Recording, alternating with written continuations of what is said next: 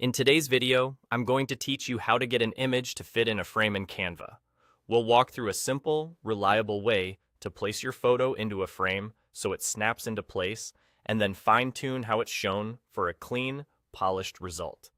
Start by opening your project in Canva. With your design on the screen and your frame already on the canvas, insert your image directly into that frame. As soon as you drop the image in, Canva will automatically fit it to the frame shape. This is great for keeping your layout tidy and consistent, whether you're using a rectangular frame, a circle, or any creative shape.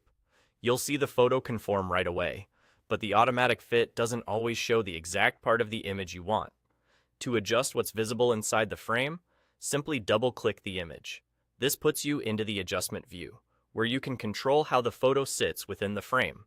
Click and drag to reposition it, sliding the image around until the most important part, like a face, a product, or a focal detail, lands exactly where you want it. If your subject looks off-center or cropped in a way you don't like, keep dragging until the composition feels balanced. You can also change the size of the image while you're in this view. Use the corner handles to make the photo smaller or larger within the frame. Making it larger brings the subject closer and hides more of the background. Making it smaller reveals more of the scene. Adjust in small steps and watch the edges of the frame so you don't leave unintended gaps or cut off important details. A helpful guideline is to focus on the visual weight of your subject. Give it enough space, but not so much that it feels lost.